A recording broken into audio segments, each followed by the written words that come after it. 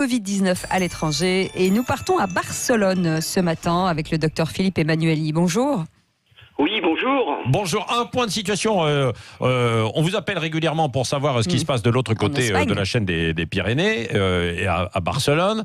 Où en est-on justement de la lutte contre le Covid-19, docteur Emmanuelli ?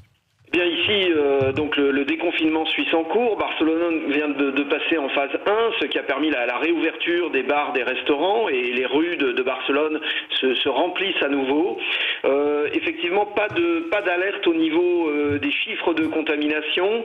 On assiste ici aussi à une décroissance des nouveaux cas, avec toujours cette problématique des stratégies de dépistage et de tests qui restent quand même un petit peu aléatoires. Oui. Concernant alors les bars et les restaurants, c'est intéressant de voir l'expérience chez vous, parce qu'on doit bientôt rouvrir. Il y a une action d'ailleurs encore aujourd'hui des restaurateurs qui vont déposer tout à l'heure donc ils déposaient leur toc par terre sur certaines places parce qu'ils n'en peuvent plus. Comment ça se passe ? On a mis des distances, les tables, on est à combien de mètres les uns des autres ?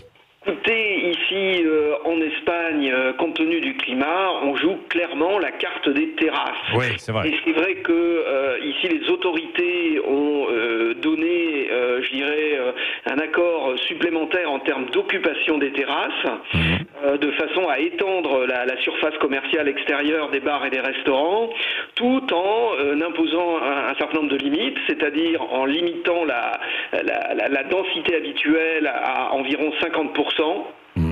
Et en imposant effectivement une distance entre les tables minimum de 2 mètres. Ce qu'on peut voir sur le terrain dans la rue, c'est que maintenant les terrasses sont pleines, que les distances sont respectées et que tout le monde est content de pouvoir retourner boire un café dans les bars et dans les restaurants. Oui, c'est ça. Et là, il y a du monde de nouveau dans les restos, quoi, quand même. Parce que j'imagine que certains doivent un peu hésiter tout de même à retourner au resto assez facilement. Docteur, cet été, on va pouvoir revenir ou pas ? En Espagne, oui, a priori. Écoutez, oui, pour le moment, donc on annonce la réouverture complète des frontières début juillet. Et c'est vrai qu'ici, la pression de la part du secteur du tourisme devenait intenable pour le pouvoir politique. Et c'est ce qui a précipité un petit peu l'annonce de la réouverture des frontières. Ouais. Dites-moi, ici, il y a enfin pas qu'ici, d'ailleurs, dans le monde entier, on a beaucoup parlé de la chloroquine, l'hydrochloroquine, associée, alors ça c'est le protocole Raoult associé justement à des antibiotiques. Ouais, des antibiotiques, l'azithromycine. Est-ce que ça a été le cas ? Je crois que c'était quand même beaucoup prescrit en Catalogne, la chloroquine au début. Oui, alors la chloroquine et notamment son protocole avec l'azithromycine a été très rapidement intégré aux guidelines des hôpitaux publics ici à Barcelone, c'est-à-dire que ça faisait partie des traitements de référence.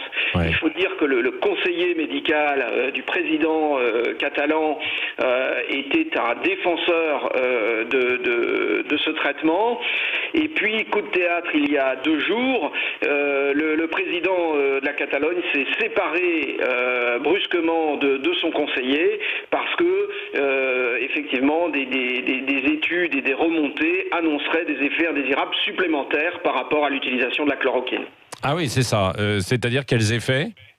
Eh bien, dans la presse, alors sans qu'on puisse avoir une confirmation aujourd'hui, je dirais très claire, dans la presse on fait état de suicide, d'un taux de suicide plus élevé avec la prescription de la chloroquine. Oui, c'est ça, des suicides. C'est-à-dire qu'il faut faire... c'est comme tout médicament, et encore plus peut-être avec celui-ci, il faut être vigilant.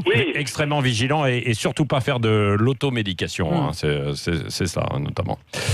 Merci, docteur Emmanuelli, médecin donc à Barcelone. Je rappelle